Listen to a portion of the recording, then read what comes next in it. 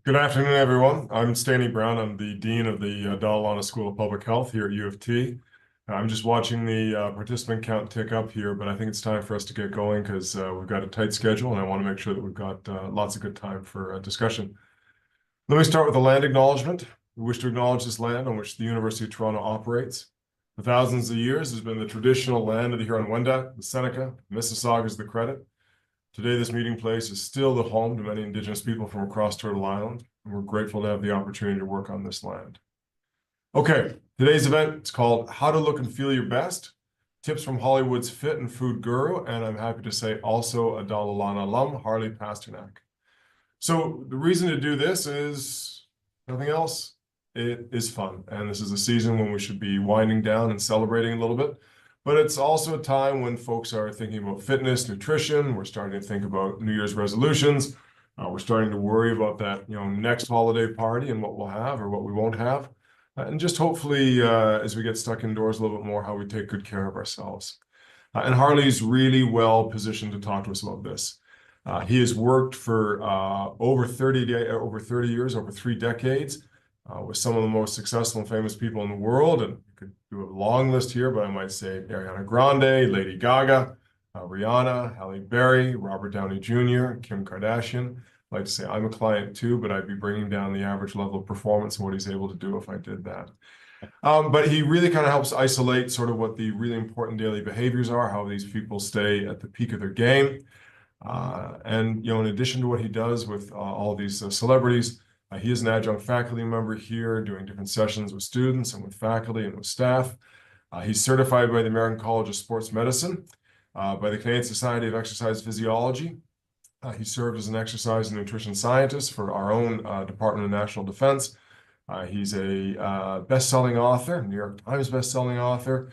He does a lot of fitness design, works with Four Seasons Hotels and kind of designing all of their fitness and lifestyle work. And so we're really happy to have him here.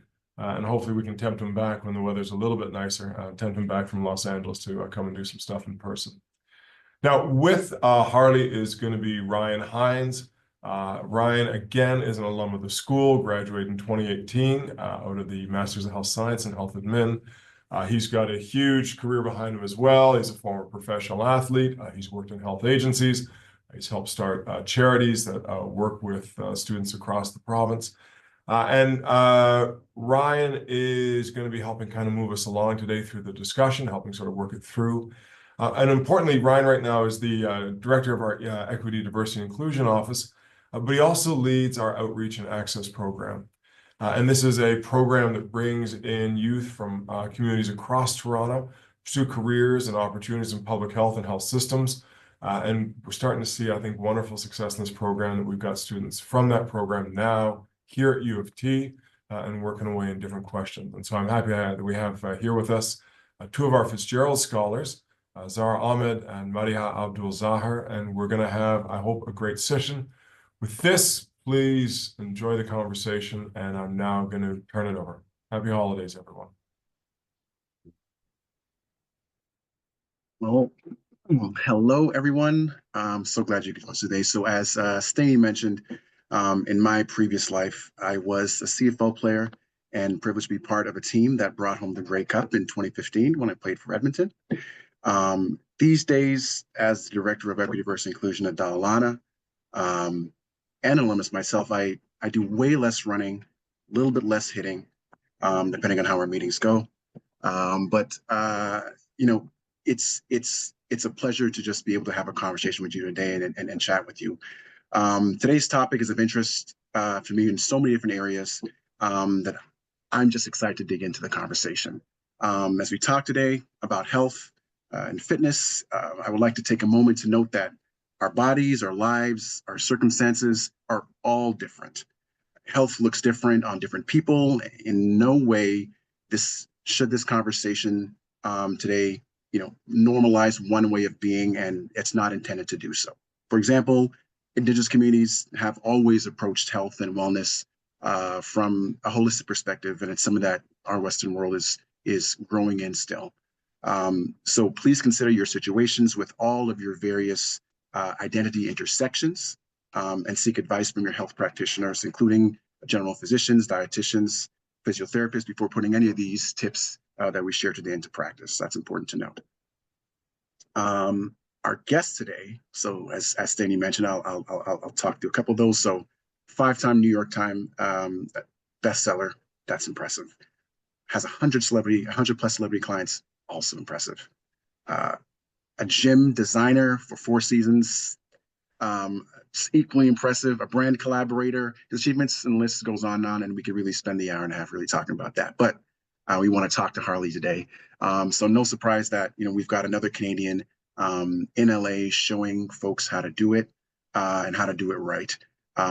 So as we know from time to time, our school has faculty members who are experts in their field talk about their areas of expertise. And given the business of our collective lives right now, and the business of our collective lives right now, we thought it would be a timely opportunity to learn from one of those faculty members with knowledge in this area. And with that said, we are so proud and excited to welcome him back today, knowing he's an alumnus of the University of Toronto, currently with Dalla Lana. And so we just want to thank you for taking the time to be here with us this afternoon. Harley, welcome back. Welcome back. Thank you. This is home. I'm virtually at home, so I'm very excited to chat with you. Awesome. I appreciate it. So before we get started, we just want to note that there is a Q&A function through which you can submit your questions. And at the end of the conversation, we will get as many of those questions as time will allow, starting with a couple of questions, as you mentioned, from 2 of our outreach and access students, which I'm so excited to see. You can just, I feel like a proud dad here. So, but it's just really great to have them all here. And Harley, really great to start the conversation. So let's start off. So would you share a little bit about your life growing up in Toronto and how early health and wellness emerged as areas of focus for you? Yeah, I grew up primarily at the York Mills Bayview area, York Mills Leslie. And I'm the eldest of 3 boys. My 2 brothers were both born with type 1 diabetes. So growing up in a household that right away I understood at a young age, what does it mean to have blood sugar? What's a carbohydrate? What's an A1C? So that was an interesting learning experience to understand the impact of food on not just health, but survival, and helping my brothers check their blood when they're really young and helping them with insulin. And so that was an interesting learning experience. My parents started the Canadian Diabetes Hope Foundation, which is one of the larger diabetes charities in Canada, and did a lot of work with research and summer camps. So that was a big part of my youth. I was a hockey player from a very young age. So I started working out for hockey. I saw myself as having, going to college to play hockey. And so working out to put on muscle mass. When I did so, there was really no internet yet. I'm aging myself. And there was muscle magazines. There was Muscle and Fitness, Muscle Mag, all these other magazines. And so that's how I learned how to exercise at a very young age. Now, I found out much later that every one of these was owned by a supplement company. And when there was an article about you need this supplement in order to get in shape, I bid on it because I didn't know any better. But that was a big part of my youth. And then after York Mills High School, I went to University of Western Ontario, where I did the kinesiology program. And then I immediately knew this is what I want to do. And I started as a personal trainer in 1992. So this is my 33rd year doing this, and I've never looked back. And then I went to graduate school. Then I went to York, and then went to graduate school at University of Toronto, where I was very, very lucky to meet some incredible professors, do some incredible research. And Dr. Ira Jacobs at the time was with the Canadian Department of National Defense, and asked me to come to finish my graduate work with the military, where I was given incredible infrastructure, laboratories, subjects, and did a lot of research on the impacts of drugs and foods on running faster, jumping higher, and staying awake longer. Wow. So, I mean, everything you described sounds like a really unique journey. I can't imagine that being something that is very common amongst, I'd say, your colleagues or folks that you. No, I not at all. Fitness wasn't a profession then. there was no such thing really as a personal trainer. The field didn't really exist. If you were a trainer, you were a strength coach. There was really no industry like we have today. And so in 92, when I started training people, I worked at there was Bally's Matrix, which was a gym at Gordon Baker Road in Finch. It was the first of the American chain that made it to Canada. Right. And I remember I got $6 an hour, and then I would get commission if I sold sessions. And every time a member would join, they would get a free fitness evaluation. And the first fitness evaluation I ever did, some of you too young to remember who I'm going to mention, was Ben Johnson. Definitely not too young for him. That's fantastic. Wow. That's Yeah. impressive. So it's funny. He loved getting fitness evaluations at health clubs. He was the fastest human being in the world, multiple gold medal winner in the Olympics. And I remember that was the first person I had to do a fitness evaluation on. Needless to say, that skewed everything that I saw thereafter. And then I went back to Western the next year. And then in the summer, I started my own training business. And when I was 21, I opened a gym with one of my best friends in downtown Toronto. It was a really interesting gym because he was doing his MBA. And he studied this business model called DINK, double income, no kids. And he said, what demographic loves fitness the most and has the most disposable income? And it was gay men in Toronto. So we opened up a gym at Wellesley on St. Joseph between Bay and Yonge. It was called Epic Fitness, and we catered mainly to gay male population. And it was the most incredible experience. Culturally, it was incredible. We had live DJs spinning Thursdays, Fridays, Saturdays. We had just the most incredibly kind, wonderful, talented people come through there.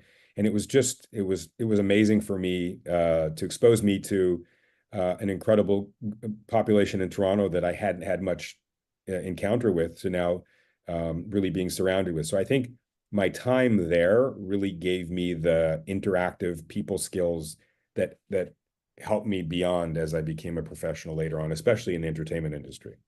Right, I imagine. I've got lots of questions just from that experience, but I'm going to try to keep us on track. So the second question we've got for you is: so we find ourselves in the midst of the typical rat race these days. So juggling busy work, family lives, in a world that is chaotic to say the least. How do you advise people, especially those who may not be able to hire a Harley Pasternak, to find and pursue that wellness? I think today is easier than ever because we have the internet, we have social media, we have apps, digital platforms. Really, health information has become democratized, which is also not a good thing, because anybody and everybody can put their 2 cents in, and perhaps people that don't have the credentials or the education, or people that are driven by financial compensation.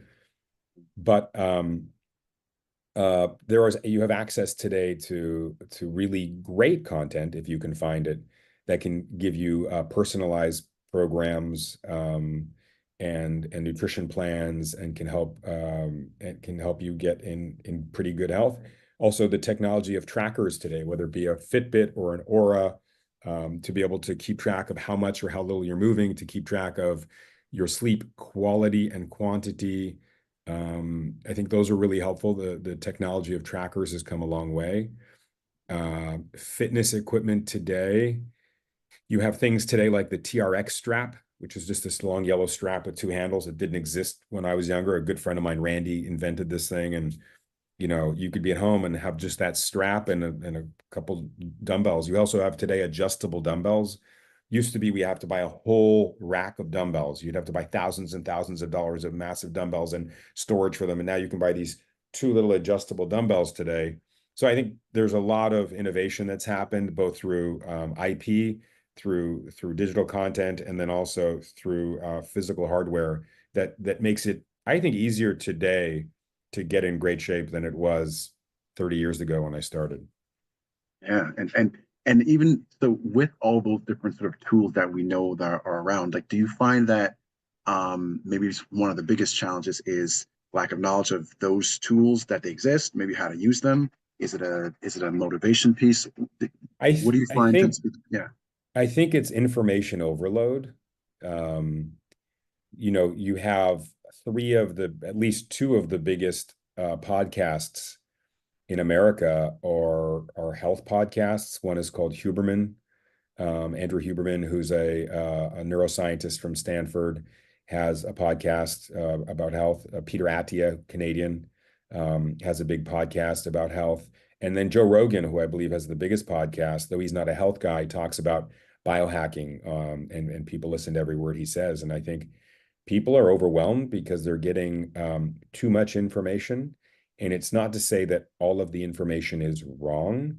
It just might not apply to them, and it might not be important enough for them to have to do. You really have to triage your health, right? So right, if you listen to these people every morning when you wake up, don't have a coffee right away, stare at the sun for 5 minutes, then take an ice plunge, then take a sauna, then take an ice plunge, then have creatine, then put collagen in your smoothie, right, then have your coffee, but it can't be right, normal coffee. It has to be. And so I think people then just become immobilized, they become frozen. They're like, there's too many things for me to do. I just can't do, I'm not going to do anything because there's just too much. What if I don't have time for ice plunging? I guess I shouldn't walk because the ice right. plunge is going to manage the inflammation from the walking. I'm like, just walk, just walk. And I think what I didn't explain when you asked the first question at the beginning, and forgive me, is once I was in Toronto and I was a scientist for the military, and I started my own training business, I transitioned to focusing on all the Hollywood actors that came to Canada to shoot films. And as Okay, you know, most Hollywood films are not shot in Hollywood. A lot of them, and especially at the time, most were shot in Canada. So I started training all the Hollywood actors that came to Canada to shoot films. I expanded from Toronto to Montreal, Vancouver. I built the largest mobile gym in the world. It was an 18-wheeler, 53-foot tractor trailer, a full gym. I built it for X-Men, iRobot, Spider-Man, and a couple other projects. And then I was working in Montreal on a film called Gothica with Halle Berry and Robert Downey Jr. And Halle said, when we're done this, will you come to LA for a couple months and get me ready for Catwoman? And then I went on Oprah, and then I started writing books, and I've never looked back. and so that's how you got to LA from that invite from Hallie. Yeah, so Halle asked me to come to get her in shape, and while I was in LA, Robert Downey asked me to help him get ready for Iron Man, and Mila Jovovich for Resident Evil, and Orlando Bloom for Elizabethtown. And then next thing I know, I was swamped. It was just fantastic. And then I built a gym here for myself, in the garage. Back then, anybody could get a mortgage in the United States. That's why we had the world recession basically in the time. And I didn't have enough credit to get a credit card. I couldn't get a gas card, but I got a mortgage. And so I was able to buy a house and turn the garage into a gym. And luckily it all worked out and we expanded. And so since then it's a lot bigger. And so I started writing books. Those books, my 8th book coming out, the books, most of them have done pretty well around the world. They're in 14 languages. Those books became brands and licenses. So I've got, I'm the only fitness person ever with their own running shoes, kitchen appliances, Xbox, Nintendo games, TV shows. I was the health guy on NBC on the Today Show for 12 years, and then on ABC for Good Morning America for 8. I had a show with the Kardashians for 3 years called Revenge Body. Then I was on the other Kardashian show before I was a judge on Top Model. So I've had a lot of fun in all the different business aspects, from licensing to publishing to media, multimedia, and then started designing fitness facilities, and about 16 years ago. And so now we are, I believe, the largest luxury fitness design firm in the globe, from hotels, multifamily, royal palace in a country in the Middle East, and everything in between. So Harley, you said a lot there, and there's a lot of things that we wanted to. I mean, I think there's a lot I want to ask about the experience of moving from one place to another, what actually wellness looks like, and whether sort of the location changes, whether it's based on the demographic that you're training, or even just sort of how people view health. So maybe I'll jump there and then we can jump to the next question because I think Sure. it goes well. So has it looked different in different places for you when you whether it's Toronto or LA Yeah. or Oh yeah. my gosh. Yeah. It's becoming more unified over time, but when I worked in certain countries in South America or the Caribbean, the body ideals in South America were different than the body ideals in Europe. And the body ideals in certain countries in Asia are different than the body ideals here in certain parts of the United States and in Canada. And so that all often drives nutrition and fitness approaches. I just got back from Shanghai where I spoke at an event there, and it's very different. So, here we teach with sleep, you want to keep the room cool, maybe 19 degrees Celsius. Research shows us that you can enter deep sleep faster if you have a colder room, and sleep is a big part of my practice. Whereas in China, Chinese medicine says you need to keep the room warm based on ancient Chinese medicine. So understanding, I know that's a tiny example, or ingredients, right? So we talk about oatmeal, or as we say in Quebec, grau. No one knows in France what that means, but they call it grau in Quebec. That ingredient doesn't really exist in a lot of countries. Or when I talk about having, in breakfast in China, when I was there, was congee, which is instead of oatmeal, it's rice. And instead of putting, berries on ours, they put dried shrimp on theirs and seaweed on theirs. And so really understanding the cultural differences from food, from sleep, from socialization, and from fitness and the body ideals definitely changes my approach in every country I go to. And about 12 years ago, I took a year off my practice and I traveled to the 10 healthiest countries in the world, the countries with the longest lifespans, lowest obesity, diabetes, heart disease, and most cancers. And I studied, what do they eat? How do they cook their food? How do they burn their calories? How do they stay active? And I wrote a book called The World Diet. And that really helped open my eyes to how different places approach health, well-being, longevity, physique transformation. And it's pretty fascinating. Yeah, I can only imagine that, and I think you talked about what sort of health or wellness or fitness or even just body goals look like in different places. So whether it's on social media or just generally around us, um, so much of the conversation about exercise fitness tends to be driven by results. Can you talk a bit about the results driven approach versus a pursuit of wellness driven approach? Is it how do you what's the difference? Maybe talk a bit about that. Yeah, I used to joke whenever I start with a new client, I always ask them what their goals are. Mhm. In 100% of the cases, it's to look better. They don't tell me that. They come in, they're like, I'd like my blood pressure to be lower, or I'd like to be able to do pull up with my own body weight. And then if you let them talk long enough, all of them just want to look better. And when they look better, they're probably also going to feel better. They're probably also going to move better.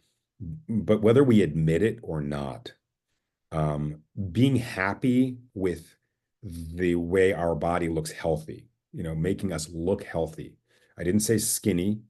I said Mhm. look healthy, I think is something that we all want to do. We want to not only portray the look of health, but we want to feel healthy.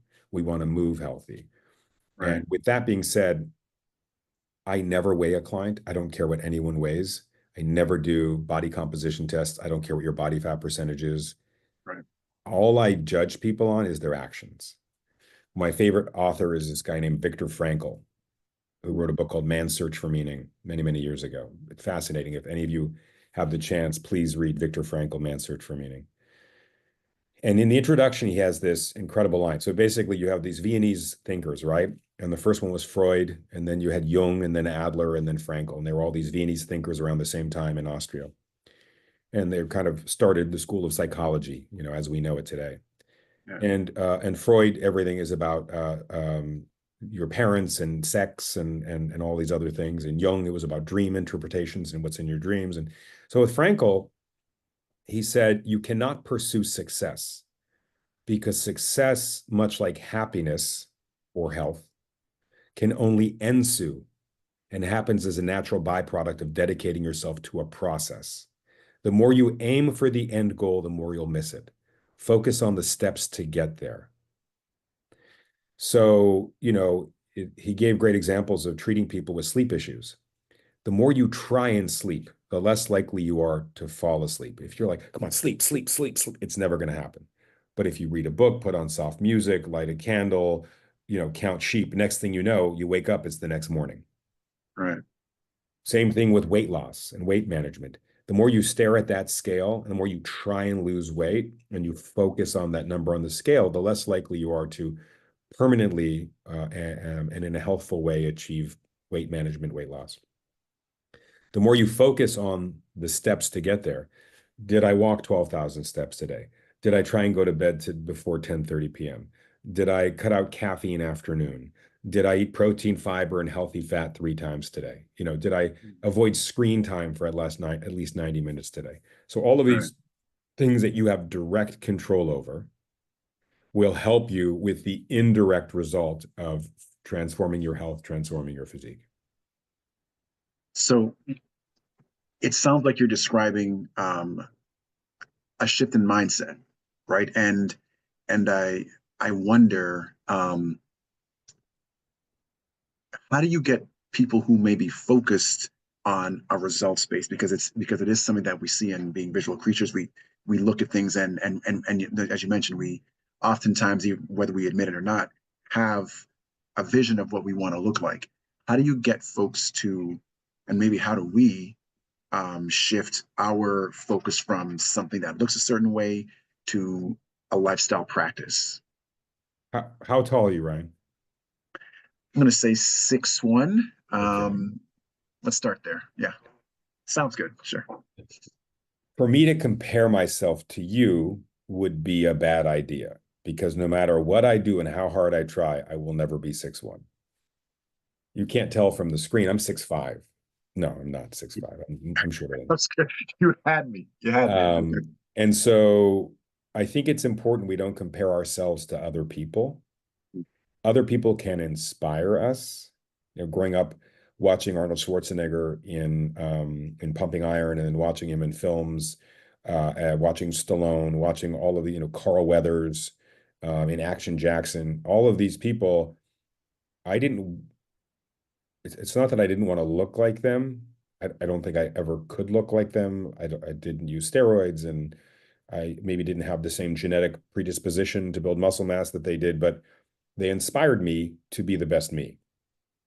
And that took me a while to figure out.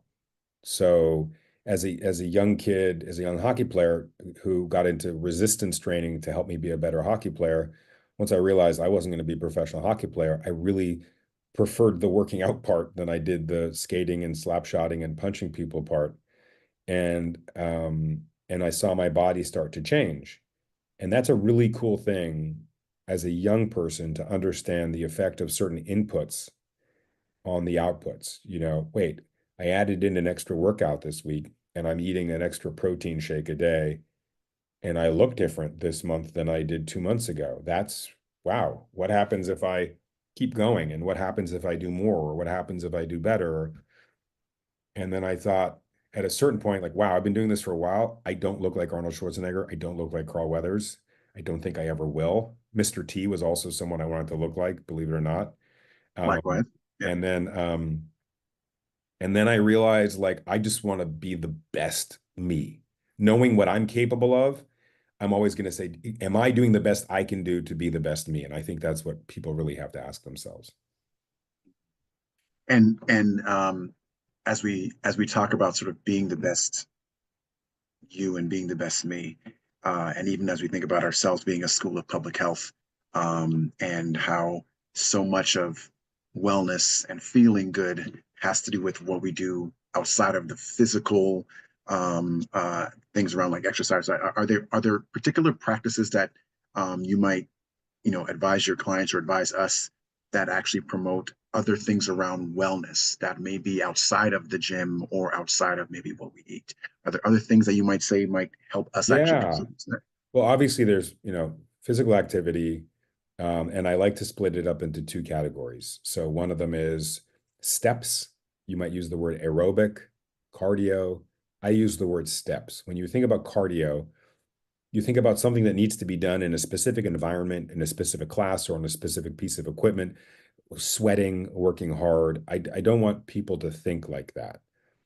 Steps is just really weight-bearing movement throughout the day. Walking, jumping, running, cycling, stairs, stepping, anything where you're moving your body. The more the better, to some extent, right? And this is when we burn calories, but also this is a great form of meditation. This is also great for heart health, great for bone density. The other form of physical activity is resistance exercise, designed to strengthen, tighten, tone, muscles, connective tissues, etc. And you have to approach resistance exercise the same way that you would approach a dose of antibiotics, right? You need a specific frequency, duration, dose. And if your doctor says you have a lung infection, I want you to take one of these a day, each day for the next 20 days, and you just say, the hell with it, I'm going to take 10 today and 10 tomorrow and be done. Not only will it not work as well, it might actually make you more sick. Right. So with resistance exercise, you can't just do squats every day. You're going to not only blow out your knees and get tendonitis and overtrain, and a lot of other things are going to happen, but you really need to approach it with a sense of intent, efficiency. Do the least that you need to do to get the most. Right. And there was a brilliant guy named Mike Menser. This is a funny anecdote. So for those of you who don't know anything about bodybuilding, Arnold Schwarzenegger, long before he was the governor of California, and long before he was the biggest movie star in the world, he was a bodybuilder. And he won, I think, 9 years in a row, Mr. Olympia, top bodybuilder in the world. He helped popularize bodybuilding and fitness to some extent. And after his 8 years, he said, I've got nothing more to prove. I'm retiring from bodybuilding. I'm going into Hollywood. I'm going into acting. And for 8 years that he won the championship, the same guy finished second every year. Every year. Imagine being the runner-up 8 years in a row. This guy's name was Mike Menser. Mm. And people would say he actually had a better physique and was in better shape than Schwarzenegger, but he didn't have the charisma and the posing routine. So when Schwarzenegger announced his retirement, Menser saw this as an opportunity to finally achieve his lifelong dream of winning the Mr. Olympia. There was nothing in his way. He actually went away for 10 months in solitude, didn't speak to another human being, trained every day, ate perfectly, slept perfectly, no distractions. And then it was in Cape Town, South Africa that year was the Mr. Olympia, and he flew there excited for it. And the week before the Olympia, Arnold Schwarzenegger announced, you know what? I think I'll enter the contest this year. And he entered it and he won. And Mike Menser had a psychotic break and was in a facility for the next while. And while he was in this facility, he actually wrote probably the best book I've ever seen on physique transformation. It was a book called Heavy Duty.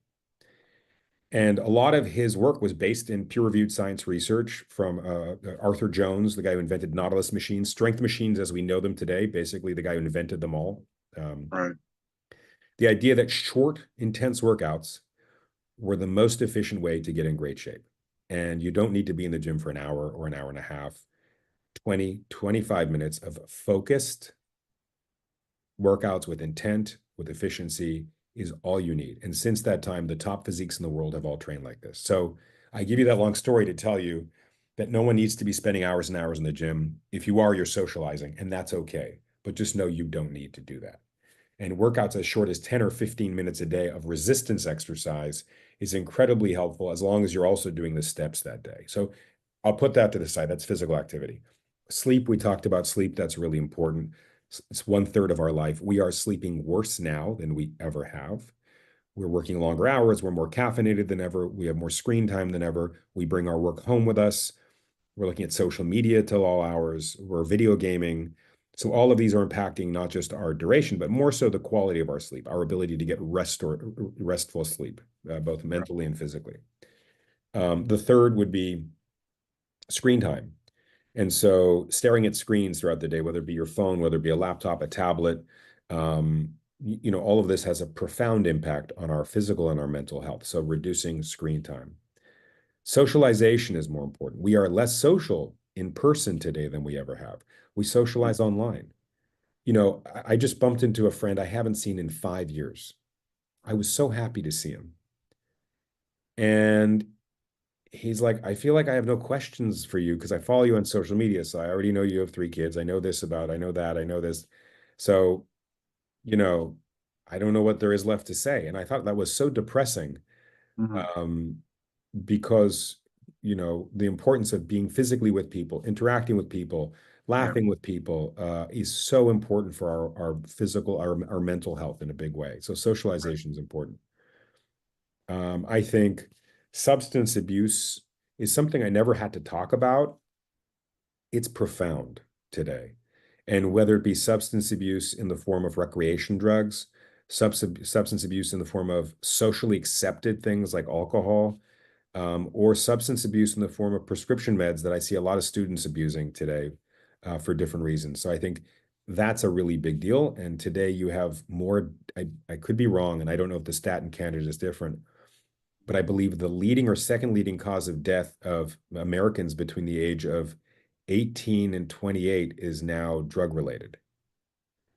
So I think that's another big one. So don't text while you drive, don't smoke, don't spend too much time in the sun, and you should be fine. Appreciate that, Harley. And I know there's you had touched on something that I think is actually really, really helpful. Just the fact that you don't need to be in the gym for an hour, hour and a half, 2 hours. And with all of our lives, as you mentioned, being so pressed for time now, and we want to fit in these other things. Is there like a certain pearls or things that you may, just tips around like how to execute a 30-minute workout when I don't have Harley giving me tips or Harley behind me motivating me? Like what is a tip that I can sort of take or that we can all take as sort of how to do Remember that? the number 90. Okay. You want to strength train at least 90 minutes a week, at least 90 minutes a week. That can be 3 30-minute workouts. That can be 4 23-minute workouts. That can be 5, you could do 10 minutes or 12 minutes a day, 7 days a week, or 13 minutes, but forgive my math. So, I'd rather you commit to something that you can say, oh, I can definitely do. I got 12 minutes to do a workout every day, or I don't want to do it every day because I'm traveling certain days. I won't have access to equipment certain days, but I definitely can do 3 days a week at 30 minutes. So first ask yourself, what does your schedule allow? What is your personality probably more gravitate to? So as long as you remember you do at least 90 minutes of resistance exercise a week, I think that's really good. And then you split it up into different body parts. I'm not a big advocate of doing whole body workouts. I think they're exhaustive. They're too long. You tend to have very little energy left for the last half of the body parts. Right. So the way I work out is I work out 4 days a week. And I work out for 30 minutes, 4 days a week. Now I do my steps and I sleep and I eat well, and I've put a lot of muscle mass in my younger days on, but I do 2 main body parts a day and 1 core movement. And every day it's different body parts and therefore different exercises. So let's say day 1 for me, and I train with antagonists. So I train opposite body parts. Day 1 for me would be, let's say, quads and hams, right? So I might do lunges and stiff leg deadlifts. And I'll go, quads, hams, core. Quads, hams, core. Quads, hams, core. I do 10 sets of quads, 10 sets of hams, 5 sets of core. At my level, that's what I do. And I do that with a lot of my clients. And it's really simple. So you're only doing 3 exercises a day, and you're doing it in this circuit of A, B, A, B, C, A, B, A, B, C, A, B, A, B, C. And then the next day, I pick different antagonists. So let's say it's lats and shoulders. And so I might do, pull-ups and dumbbell lateral raises and pull-ups and dumbbell lateral raises. And then I'll do an oblique movement and then pull-ups and dumbbell raises, And then day 3, it might be chest and rhomboids. And then I'll throw in a set of abduction for glutes in between, after every other set. And then on day 4, it might be triceps and adduction and something else. So for me, that makes sense. If you're only working out twice a week for 45 minutes, maybe you split your body parts into half on day 1, the other half on day 2. But as long as you can commit to doing at least 90 minutes a week of resistance exercise, as little as 12 minutes a day, or sorry, math is 13 minutes a day, Right. 7 days a week will get you your 90 minutes. And that might just mean doing a few sets of an exercise. And that's great. Build on that. I love that. I love that. So you talked about sort of what you might do. I'm going to shift a little bit, and this might be a tricky question given that it could be specific to clients. But can you talk a bit about what it has looked like when you've worked with clients with different abilities, different disabilities, limitations? Using a couple examples. So I don't know if there's a client with like a knee replacement or someone who needs to modify things. Like, what's the approach? I mean, I'm sure you can't go through everything now, but what's the approach for folks? I remember working on X-Men, and Halle Berry had a broken arm. And so we had to train around the fact that she had a cast on one of her arms. She'd fractured her ulna. And you never, ideally, there's never a reason to stop exercising or stop being physically active if you have an injury. Now, there's different types of injuries. So I don't say that for every injury, but if you have a bad left knee, so what about the rest of your body? You can still do your whole upper body, and you can probably still do adduction and abduction and maybe even hamstrings. Maybe you just can't do leg extension. I have a client here who has a torn labrum in his left shoulder. He hasn't missed a workout. I mean, he's due for shoulder surgery. He still works out on a regular basis. And he just, as of yesterday, postponed his labrum surgery indefinitely because he's doing so well that the idea of being out for 6 months and rehabbing from a shoulder injury that might not even make him perfect is not worth it. So it's like a big rock. Momentum is everything. Once you start moving that rock, right? Stopping that rock and then having to start that rock again is tough to roll that rock. But if you just keep going, keep moving, there's always something you can do to be physically active. And I think you got to remember that. Now, if you have a fever or you're vomiting or you balance issues, I think those are special circumstances. Right. But I was in Hawaii a couple days ago, hosting a retreat, and there was a gentleman there in the ice plunge. And I don't know about you, but growing up in Canada, I got enough cold. I've had my fill of cold for my life. I can't handle an ice plunge very long. I just thought, this time I'll try it. I go in there and I pop in and out. I'm like, I'm done. Forget about ice rinks for 20 years. I had enough cold. And he was in there. The guy was in there for 12 minutes. He was in there for 12 minutes at, I think, 1 degree Celsius or 2 degrees Celsius. And I said to him, I said, how are you able to be in there? He says, I have terminal cancer. I have cancer all throughout my body, my bones, my spine. He said, I have 2 choices. I can sit in bed and feel sorry for myself, or I can still try and move the best I can. Maybe it's not like I used to, but every day I try and move. And when I try and move every day, not only does it make me feel better mentally, that I have some sense of control of my situation, but it allows me to slow down muscle atrophy.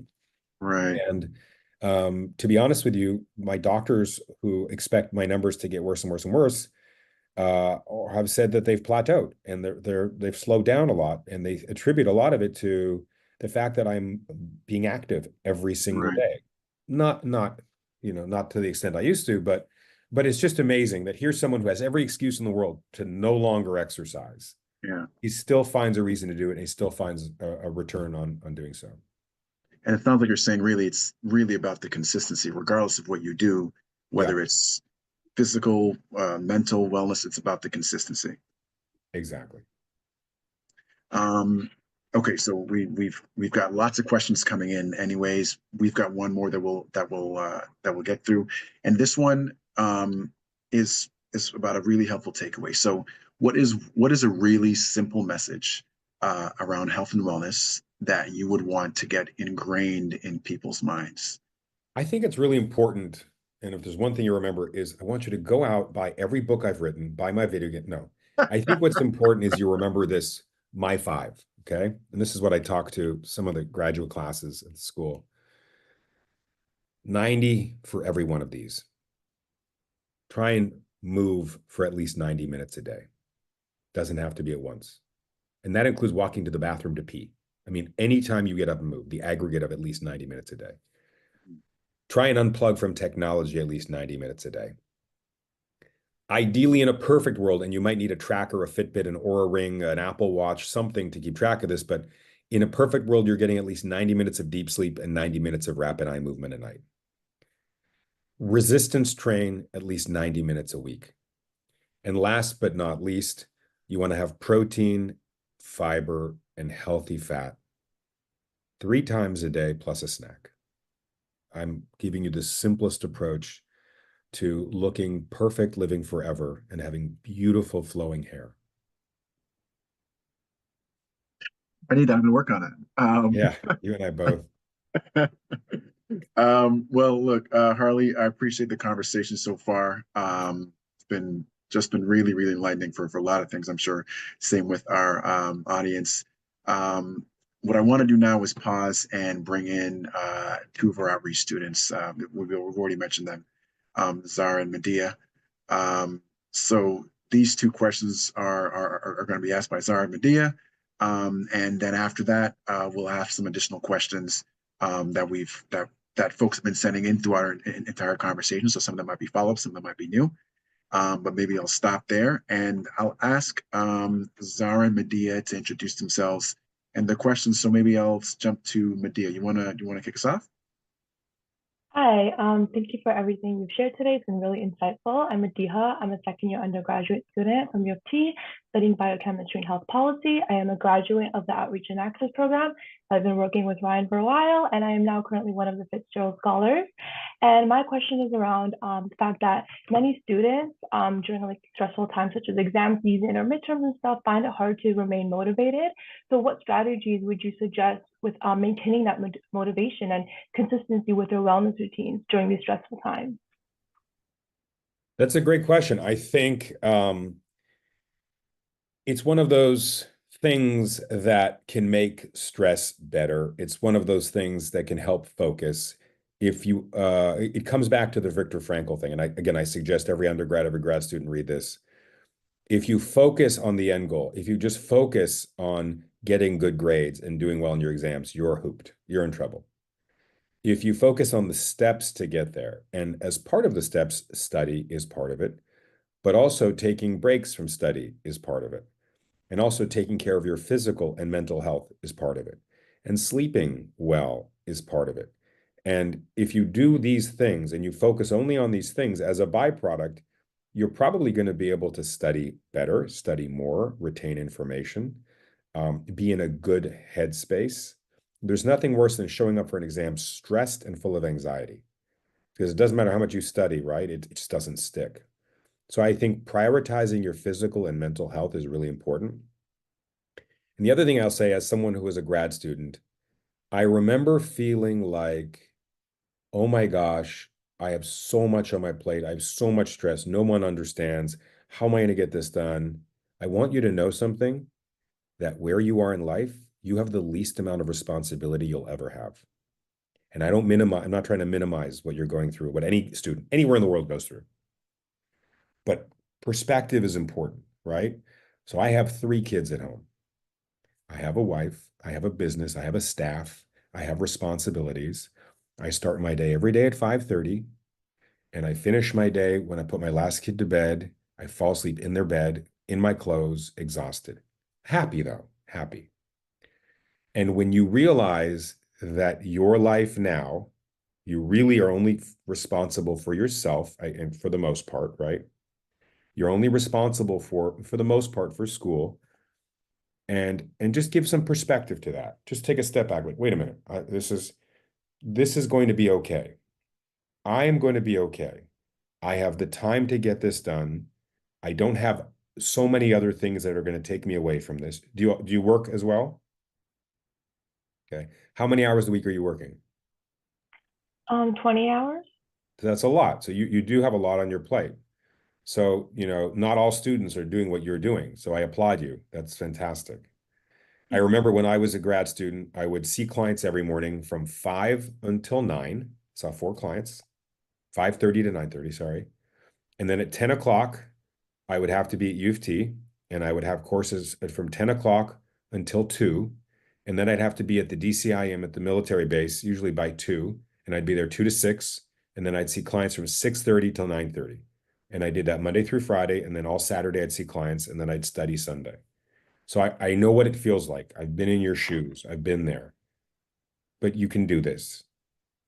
And and I think what allowed me to do it was I took care of my health. Because otherwise you can have you're going to be exhausted. Your immune system is compromised. Your sleep's going to be compromised. You're not going to retain information. So really, here's a great analogy. I took a time management course when I was in grad school. I don't think they offered this anymore, but it was a time management course, and we all sat in this class, and it was at OISE on Bloor. Is it still called OISE? Okay. And there's an aquarium at the front of the class. And in this aquarium, there was rocks about this big to the top. And the professor said, "Is this aquarium full?" And we all looked at it. We're like, "Yeah, it's to the top. It's full." He goes, "No, hold on a second." And then he poured smaller rocks about this big into it, and it filled in the crevices of the bigger rocks. He says, "How about now? Is it full?" And we're like, "Okay, now it's full." He goes, "Hold on." Then he poured gravel, and it went into the crevices of the smaller rocks. Then he poured sand, and it went into the crevices of the gravel. And then he took out this thing of water, this pitcher of water, and he poured in water until it was to the very top. He says, "Now it's full." But the point of this exercise is to know that you couldn't have filled it in any other order. If you started with water and then put rocks, it would have overflowed. If you started with sand, nothing else would have gone inside of it. So you have to decide in your life, what are the big rocks? What are the small rocks? What's the gravel? What's the sand? And what's the water? You have to sit down, do this exercise. Your health should be the big rocks. Not even your family, not even your family's well-being, your health.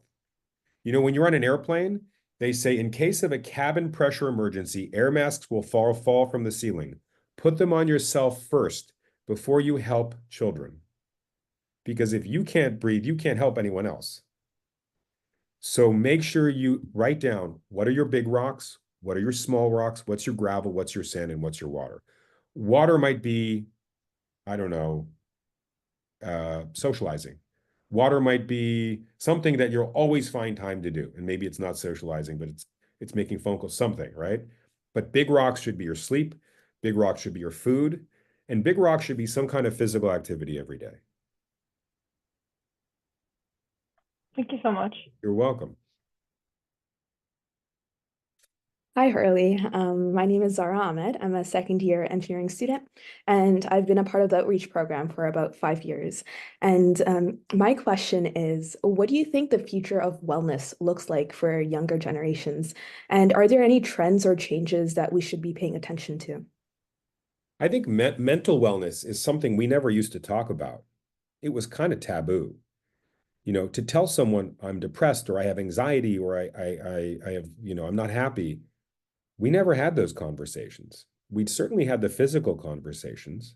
Something hurts, we would say, or something hurts, or, but I think for this generation, the idea that it's okay to talk about mental health is so important. It is just profound, because I feel like your generation has more anxiety and stress than the generations before. And I think that's driven by technology and social media and But I think the approach to health and wellness and well-being now, how it differs than how it has been, I think is a lot to do with mental health, mental well-being, the pursuit of happiness, not just success. We were so driven by financial goals rather than this concept of happiness for so long that now I hear people talk a lot about quality of life, right? Free time, downtime. I know the conversations being had now, do we transition to a 4-day work week? I think COVID changed a lot of things because people got to work from home. All of a sudden, the daily commute that took them an hour there and an hour back every day is gone. And what does that do for your quality of life? So I think the approach to well-being and wellness today and moving forward is going to have a large and heavy weight on mental health.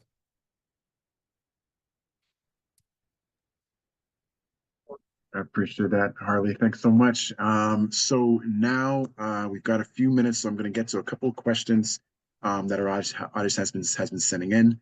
A couple of the questions are centering around platforms. So is there a particular platform that you would advise for nutrition or exercise that is reputable and say can help folks, whether it's a YouTube channel, whatever the case may be?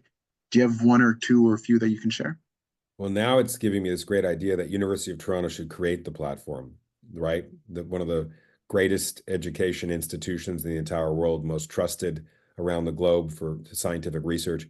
I don't know if anyone is on this call or panel who can confirm or this or not, but I believe that University of Toronto, at one point I had read, had published either the most or the second most amount of peer-reviewed scientific research of any academic institution over a 10 or 20-year period. University of Toronto is incredible. So I think when I look at Harvard, when I look at Stanford, when I look at a lot of the American universities, they've created position statements on certain topics, on protein requirements, on fiber requirements, on coconut oil. Is it good for you or not good for you? And I feel like maybe this is the beginning of a conversation where University of Toronto, that has a great global reputation, should do so, to be the trusted voice. So anyways, side note, sorry. Hope our nutrition dietetics program, we work with them. Okay, we hear about this. Staney, listening. I know you're listening. Let's go, right? How amazing would that be? So that's definitely one thought. And now I'm going to think about it all day. I think that there's not one particular platform that I'm aware of that I think is the go-to for all things. I can tell you that social media is generally not a great place to be getting your health information. PubMed is still for me, that's where I go to the first source. I want to understand, read things for myself. People who are on this call probably have a lot of knowledge compared to the average population. You know how to read a study. You understand, don't just go to the abstract and read conclusion, try and read through the study. There are some people on social media that I think have good messages. So if you do listen to, for example, Huberman podcast or Attia podcast, they're never going to give you wrong information. They're never going to, lie to you. They just might give you a lot of information, and you have to decide of that what's useful. There's someone named Lane Norton on Instagram, BioLane. He's fantastic. Dr. Mike Disratel, he's fantastic. He's a professor, I think, at NYU. He has a great platform. Everything he talks about is peer-reviewed. He doesn't seem compromised at all. Dr. Idz, IDZ, I believe he's a Pakistani physician living in London, England. I should qualify that, London, England. Fantastic, debunking a lot of the misleading health information on social media. I think those are people that I align with philosophically and morally. I hear that. Thanks, Harley. And I know we're over just about the time, but I want to get in one last question that folks have been sending in. Questions around intermittent fasting and your thoughts on that, how effective or not. Any thoughts you can share? So we used to call it skipping breakfast. Now it's a thing. Intermittent fasting stems from religious roots. Originally, it was Zoroastrianism, and then it became Yom Kippur, where one day a year Jews fast, no water, no food. And then Ramadan, so for 30 days, For a month of the year, there's fasting during the day. Lent is a variation on this fasting. For some people, they actually do a fast for Lent. So I think that the origins of fasting come from a symbolic gesture to a religious commitment, to a spiritual commitment. It is a spiritual cleanse. There's no physical benefits of doing so. When intermittent fasting became popular, it was proposed that it would increase the removal of and turnover of dead cells of the body and replacing them with newer cells. To be honest with you, that doesn't do so more than just sleeping or eating or working out. There is some research to show that children with epilepsy who don't respond well to prescription meds actually do well with intermittent fasting. There's something about their blood sugar fluctuations that trigger seizures. So for that population, it works. For the other population, it works are people who struggle with overconsumption of food at certain times of the day. So if you're someone who eats pretty well throughout the day, and then you're that midnight snacker who goes downstairs and goes to town on a box of Fruit Loops or something like it, you might be a candidate for a form of intermittent fasting where maybe your feeding window stops at 6 p.m. every day. And so that eliminates your ability to consume those bad calories late at night that you're over consuming. So for some people, intermittent fasting works only because you have less of a period of time of the day to eat calories, and so theoretically you might be eating less calories, but you have to eat good calories. And there's a lot of research out there showing that people during Ramadan who intermittent fast for a month, they actually gained 2.2 kilograms over the month. So the fasting didn't help them lose weight. In fact, it gave them the mental permission to eat whatever they want when it came time to break the fast. Right. So it's more about it's what you eat and how much you eat. That's really what it is, not when you eat it. That's a fantastic gem to sort of end this live. So Harley, so we're over time, but I want to thank everyone for joining us today. Harley, thank you so much for carving out some time to have a conversation with us and sharing your great advice, tips. Pleasure speaking with you for sure. Great to get a chance to meet you. I want to thank Zara, Medea. Thanks so much for being able to join us today and representing the Outreach and Access program so wonderfully as you did. And really, pushing Harley with some of those questions. So Harley, again, thank you for spending the time with us. Thank you. Thank you very, very much. Thank you, everybody. All right. And finally, for those who joined today, keep an eye out in your inbox as the advancement office will be sending out an email to attendees with feedback, with a feedback survey and links for more information on the Outreach and Access program and a subscription link so you can keep up to date with alumni events and activities. Thank you so much for the time today. Hope you all found it really, really helpful, as I know I did. And thank you, Stanley, for getting us in and getting us here today. So really, really appreciate all that. Have a great day, everyone. Thanks, everybody.